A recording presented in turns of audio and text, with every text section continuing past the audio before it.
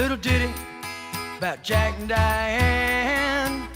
Right, we're going to finish off 5.4 today. It's called angular measure, degree and radians. And remember last time we talked about the difference between degrees and radians. They're both ways to measure angles. And so right away we're going to kind of review here a tiny bit. 45 degrees, obviously in degrees. We want to change that into radians. Remember how to do that? If you have degrees and you want to change into radians, you multiply by pi over 180. And this works out very nicely because you can simplify those. You can actually divide them both by 45. So you're just left with 1 here, and 45 goes into 180 4 times. So your answer, 45 degrees, is the same as pi over 4. So those are exactly equal to each other. Pi over 4 radians is exactly the same as 45 degrees. They're just two different ways of measuring the same thing. But if you were to draw the angle pi over 4 and draw in radians and draw the angle 45, they'd look the same. So now let's find the sine ratio for both of those. Let's start with what you're more familiar with, 45 degrees. So I want to know, what does sine 45 equal? So I'll go to my calculator. You don't have to, but I'll use the TI-83. And I want to know what sine 45 is.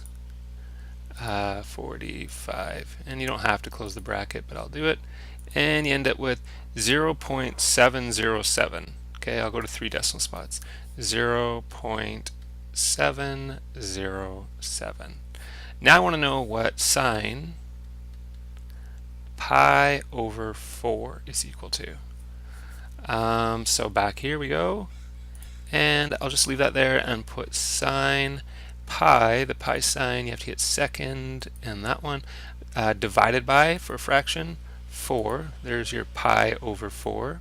Close the bracket and hit enter, and you get 0.014 if you round. 0.014. Okay, I hope there's at least a couple of you right now are going, huh, that doesn't make sense. Why does that not make sense?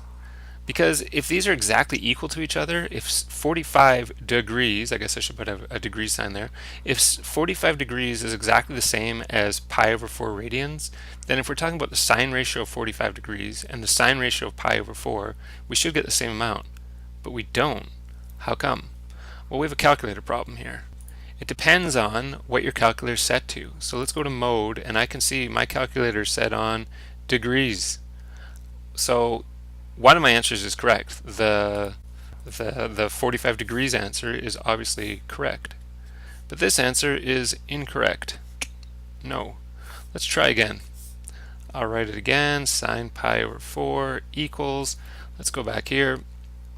So we need to switch this to radians. So I'll click, move that down to here and highlight that, and then I'll get out of here by going second quit.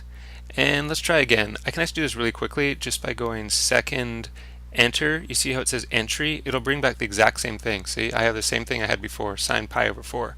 But this time when I hit enter, I get 0.707, and as you can see, it's the exact same answer you had up there. So yes, they are exactly equal to each other, but you need to be careful that your calculator is in the correct setting. Having said that, we're now going to explore the sine graph, what a sine function looks like when you graph it. So what we're going to do is, I have a bunch of angles, quite a few angles here. I have them written in degrees. We're going to write them in radians, but we're not going to do that right now. Before we do that, we're actually going to figure out what the graph would look like if it's sine x here. So what that means, for example, is if it's 0 here, I'm going to put 0 into this position here and ask myself, what does sine 0 equal? So I'm not going to do this for all of them, don't worry, but what you could do is you could go over here and you could put sine 0, close the bracket, and hit enter, and it equals 0. Sine 0 equals 0. And then I would put 30 into this position, and I'd repeat the process, and I'd see what sine 30 is. And I think you understand how to use a calculator. I probably don't need to do this over and over, so I'm just going to fill them in. You're more than welcome to. In fact, you're encouraged to try these for yourself on a calculator. But what you get if you do that is 0.5. If you put 60 in there, so sine 60, you get 0.87. I'm going to do it to 2 decimal places. If you put 90 in there, sine 90 is 1. Sine 120 is 0.87. Again, interesting. Sine 150 is 0.5. Oh, interesting. Guess what sine 180 is? It's 0. I hope you see the pattern. Up, down. Now, it's similar, but look what happens here. Sine 210 is negative 0.5. Then, maybe you can guess what the next one is. Negative 0.87. I really think you can guess the next one. Negative 1. Then it's negative 0.87. Negative 0.5, and you should know this one because 360 degrees is all the way around, so it means you're back where you started, so it's going to be back at 0. So there's some nice patterns in there. In Pre-Calculus 12 we spend a lot of time looking at why those patterns are the way they are. We're not going to spend any time doing that, although it's something you might be able to figure out for yourself, or we could certainly talk about it in class or something. So now what we're going to do is we're going to graph this on this kind of strange looking graph right here.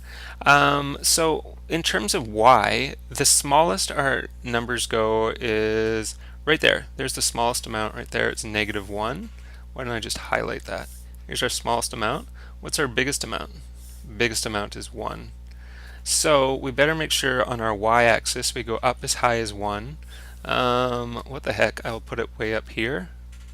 And we go down as low as negative 1. So I'll put that there. And if this is 90 right there, this is 90, how much is this here? This must be 30 and 60 and 90 and 120, 150. I'm not going to write them all in, but you'll see that those angles match up perfectly with all these ones up here. So this is a very nice graph for what we're doing. So the first point we're doing is when x is 0, y is 0. Great, we can do that very easily right here. The next one is when x is 30, so right here, the y value is 0.5. Well, that would be right here, wouldn't it? Halfway up to 1. Just to speed this up a little bit. So if this is 0.5, how much is this right there? Halfway between 0.5 and 1 is 0.75. Okay, that might help us with the next one a little bit, because the next point is 60, which is here, and 0.87. Well, 0.87 is higher than 0.75. It's less than 1. It's a little bit closer to this one, so it's probably around here. And then at 90 degrees, it's 1. Then it just comes down again. So this is going to be here. At 150, it's going to be 0.5 again. At 180, it's back down to 0. Now we're going to start moving down. At 210, it's negative 0.5. So 0.5 is, or negative 0.5, I should say, is here. Did I put negative on the 1? Yeah, I did. Okay, so at 210, it's negative 0.5. At 240, it's negative 0.87. So again, that would be somewhere around here. And at 270, it's at negative 1. And then it comes back up again. And this goes here, and this goes here, 360 degrees at 0. Okay, so what you get is this nice up and down curve. It's called a sine. Whoa, it's hard to draw. Called a sinusoidal curve. This happens a lot in life, in the natural world. All sorts of things go up and down like this. Now here's the thing, it doesn't stop here. Are there angles bigger than 360? Absolutely. Remember, if this is my coordinate plane, if I was interested in, so let's draw an angle in standard position, if I was interested in this angle all the way around plus all the way to there, so this angle right there, all the way around plus more, that would be more than 360 degrees. Okay, any guesses what's going to happen to this graph as we move on to angles like 390 and 420 and 450? It's just going to keep going up and down. How about out this way? Is this where it starts? Does it just stop right there? No. Is there negative angles? Yeah, there's also an angle, negative 30 degrees, negative 60 degrees. We talked about this last time. Maybe I should have actually drawn this on the graph. But remember, if we're, again, looking at angles, and if I have a standard position angle and I measure it this way, for example, and I look at that angle right there, because we went in a counterclockwise direction, that's a negative angle. So negative angles are okay too. And if you were to graph the negative angles on here, same thing. It would come down, it would go up. So you get this over and over and over and over. How long does it go? Forever. How long does it go this way? Forever. This is what the sine graph looks like. Now we're going to do the same sort of thing, but this time we're going to graph radians. So remember how to graph radians. We said that to switch from degrees to radians, we did it right up here, you multiply by pi over 180. Well, 0 times pi over 180, I mean anything times 0 is 0. How about 30 times pi over 180 for the next one?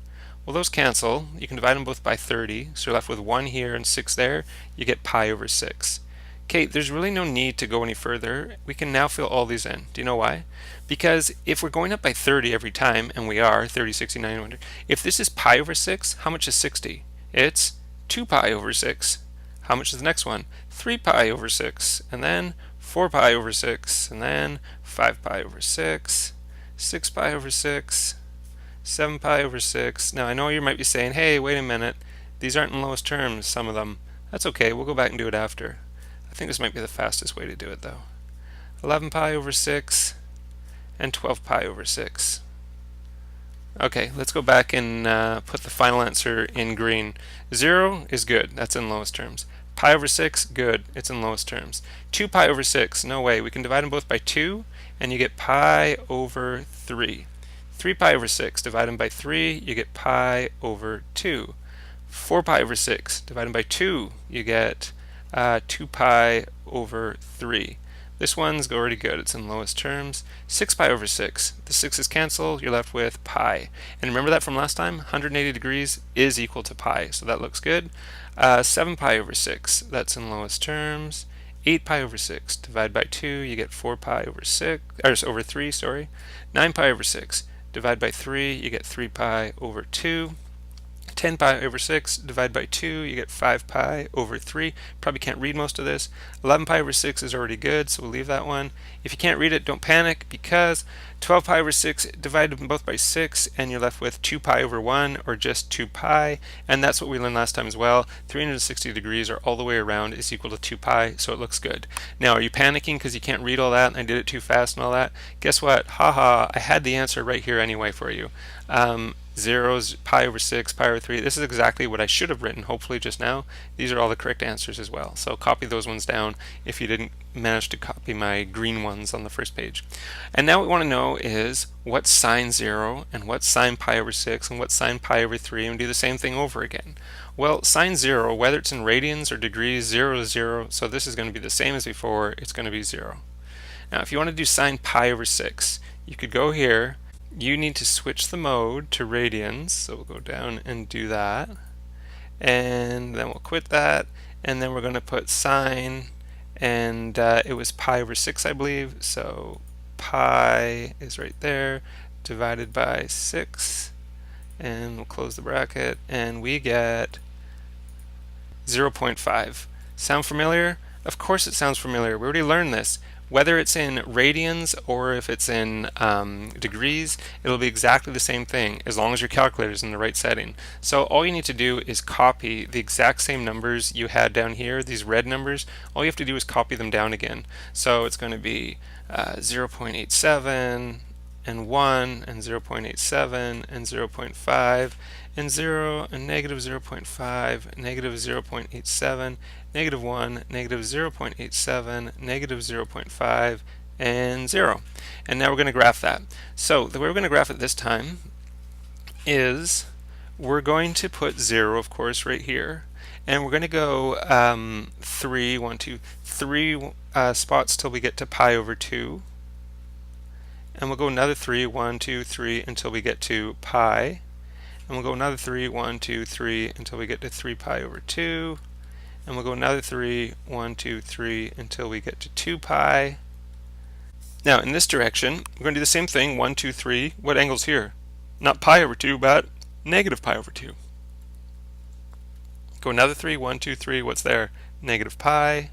And go another 3, 1, 2, 3, and it would be negative 3 pi over 2. Now remember, I know it's really hard to think of these in radians. I find it difficult too, right? When someone asks me about sine 3 pi over 2, I'm like, oh, 3 pi over 2. I really want to think of it in degrees. So if you think of this, every time we go up 3 steps, this is 90 degrees, this is 180 degrees, this is 270 degrees, this is 360 degrees. So how much would this be? Another 3. Every time we're going up by 90, this was 360. So this one right here is 450 degrees. But we want it to be in radians, obviously, because everything's in radians. So we're going to multiply by pi over 180. If you divide these both by 90, this becomes 5, and divide them both by 90, so this becomes 5, and this becomes 2. So this is 5 pi over 2 right here. Okay, there's our x-axis. For the y-axis, what's the lowest and the highest numbers? The highest number is 1, the lowest number is -1, just like before. So let's go up 4 steps. It's easier if we only go up 4 and call that 1, because that means this is 0.5, and this is 0.75 again. And if we go down 4, 1, 2, 3, 4, you get -1, so this is -0.5, and we're ready. So what you should realize is this graph's going to look exactly the same. The only thing that's different is these numbers at the bottom here. Because we're doing this one in radians instead of degrees, but it's really going to look exactly the same. So let's do this quickly. 0, 0. This would be pi over 6, right? I'll just write in these first ones here. Here's pi over 6. Here's pi over 3. Here's pi over 2. Then comes 2 pi over 3. Then 5 pi. We don't want to write them all in. Okay, so we got that one. Pi over 6 and 0.5. Pi over 3 and 0.87. And then pi over 2 right there, and then it comes down again, same thing, down to here. Then once we get to 7 pi over 6, it's at -0.5, then -0.87, all the way down to -1, and then it comes back up again. And that's as far as we did last time, but we can keep going. It's going to go up again to the next step, which was 0.5, then 0.87, and then at 450 degrees it'll be back up at 1 again.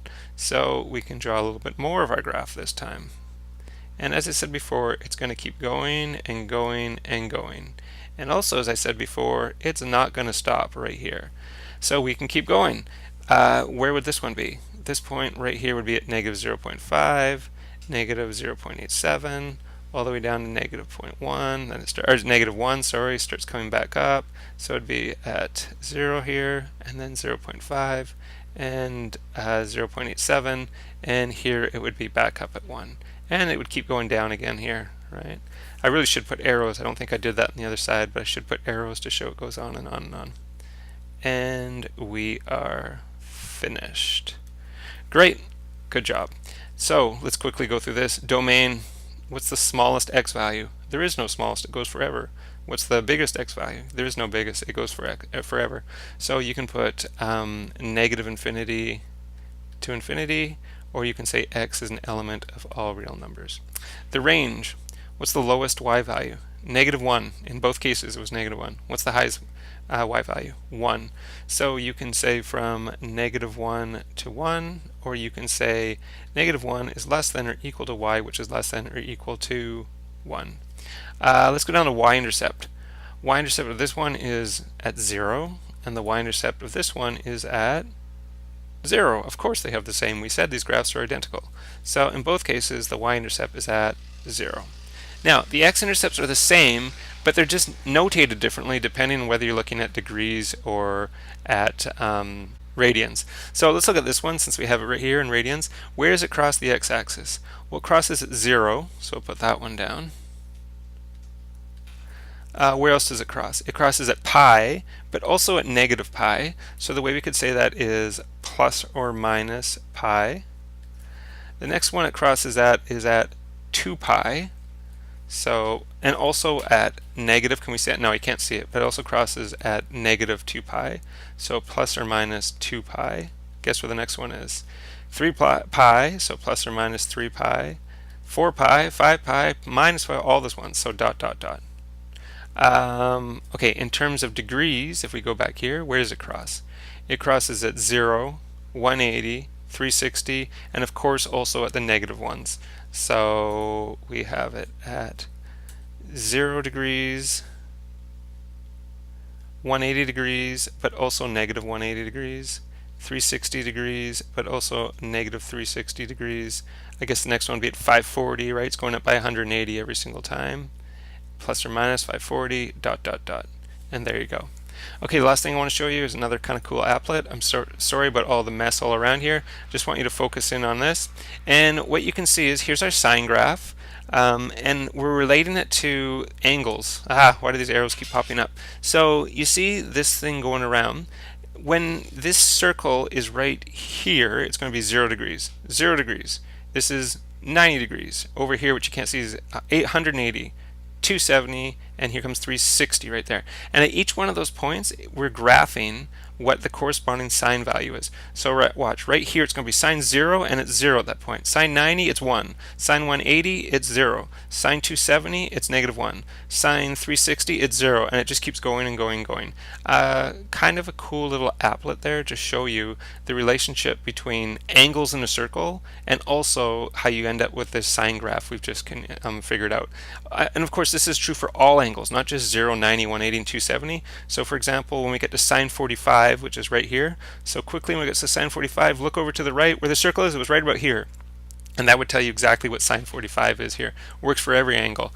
Okay, that was a lot of talking there, wasn't it? I apologize. Oh yeah, life goes on long after the thrill of living is gone. To walk on.